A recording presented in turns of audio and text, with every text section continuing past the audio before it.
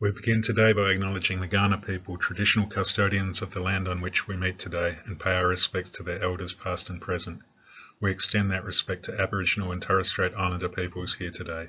We're discussing the work of Douglas Macgregor, specifically his concept of Theory X and Theory Y approaches to the role of management as described in his 1960 work, The Human Side of Enterprise.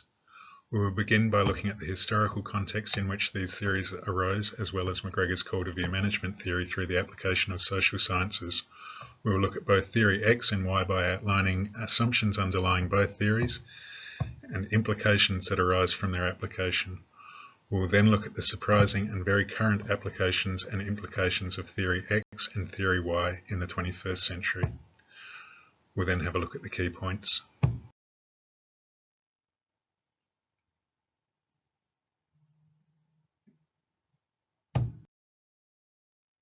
Macgregor introduces the importance of theory by stating that every managerial act rests on assumptions, generalizations, and hypotheses, that is to say, on theory.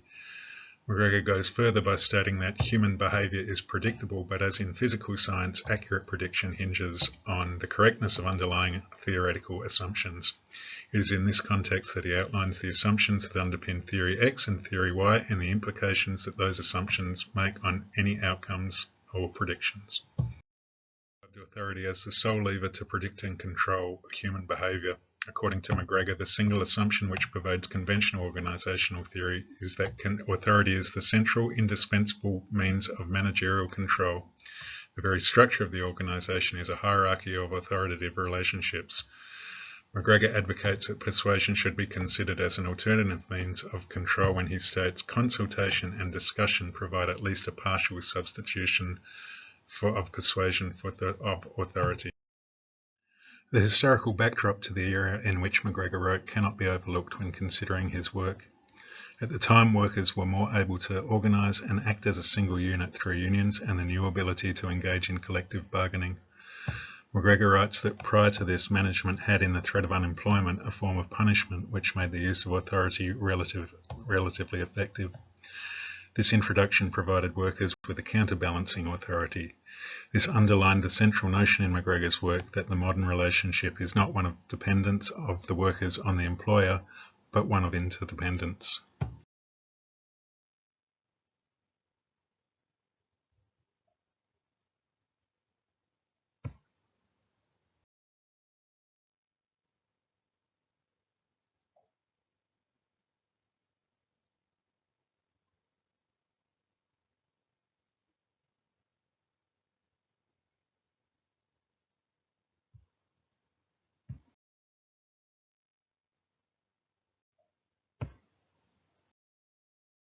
Many modern organisations still operate with hierarchical Theory X type assumptions. There are, however, examples of Theory Y management styles in some surprising modern context. Perhaps none is more surprising than the war in Ukraine.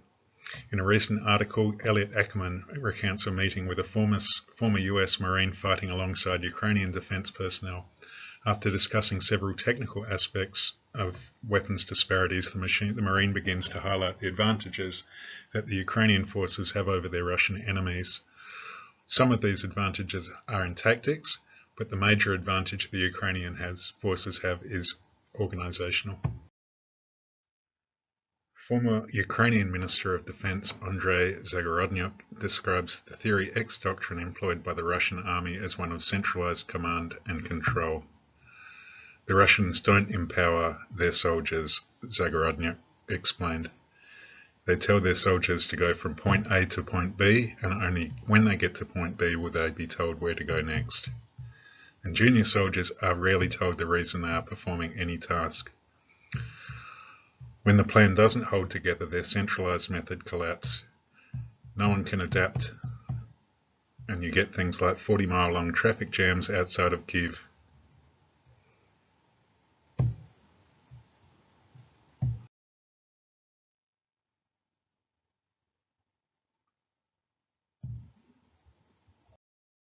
In his description of Theory X, Macgregor outlines the assumptions behind the theory. In this context, these assumptions can be read as follows. Russian soldiers don't want to fight Because Russian soldiers don't want to fight, they must be coerced, controlled, directed, threatened with punishment to get them to fight. Russian soldiers wish to avoid responsibility and want security above all.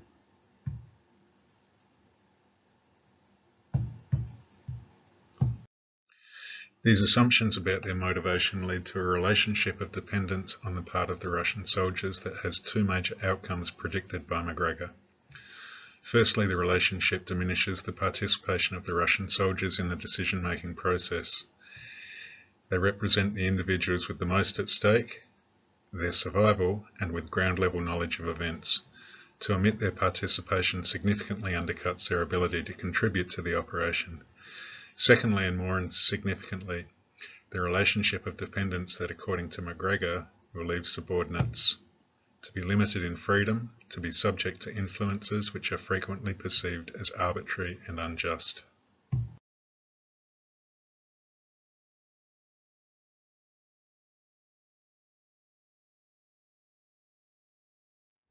Contrast this with the mission style, control and command common in NATO forces that has been adopted by the Ukrainian forces, which, as Ackerman describes, relies on the individual initiative of every soldier from the private to the general, not only to understand the mission, but then to use their initiative to adapt to the exigencies of a chaotic and ever-changing battlefield in order to accomplish that mission.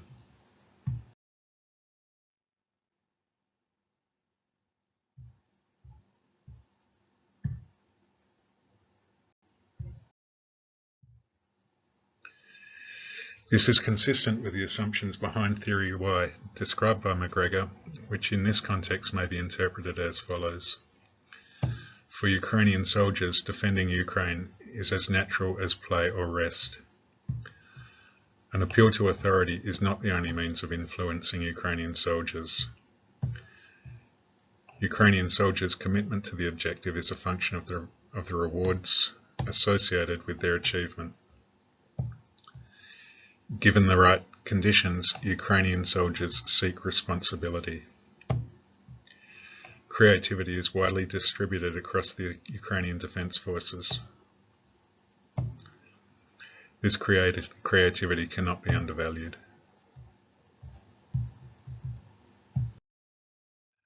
The move away from traditional hierarchies has given the Ukrainian forces a significant ability to adapt to changes.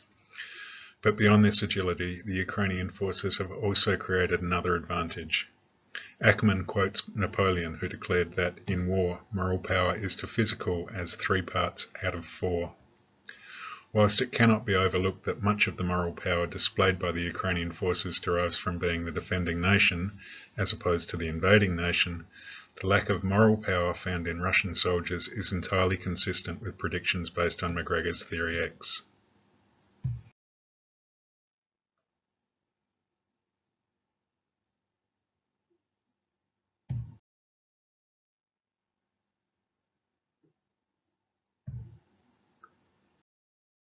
In The Human Side of Enterprise, Douglas McGregor states his case that management theory should be treated as a social science.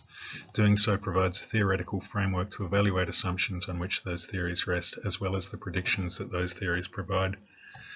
The specific historical context that gives rise to any assumptions is dynamic. Whether conditions allow for heavy-handed authority or need to recognise an interdependence between organisations and workers, or indeed managers and subordinates within an organisation, is contextual. Theory X is based on a set of assumptions about workers and about the role of authority in organisations. These assumptions can be simplified as follows. Workers don't want to work. Workers must be coerced to work. Workers prefer to be directed. According to McGregor, these assumptions are self-fulfilling because they undermine and undervalue the social and psychological motivations of workers. Theory Y is based on assumptions that can be simplified as follows. Work is as natural as play or rest. External control through authority is not the only means of influence, and appeal to self-control is more effective. Commitment to objectives is a function of the rewards associated with their achievement. Given the right conditions, people seek responsibility. Creativity is widely distributed in the population. That creativity is vastly underutilised. McGregor derives from these assumptions that it is necessary to integrate the personal and social goals of an individual within an organisation with the objectives of that organisation. Theory X and Theory Y are both in evidence in modern organisational structure, namely the combatants involved in the war in Ukraine. The outcomes of the application of each theory is reflected in the relative success of the organisations that subscribe to each theory. Thank you.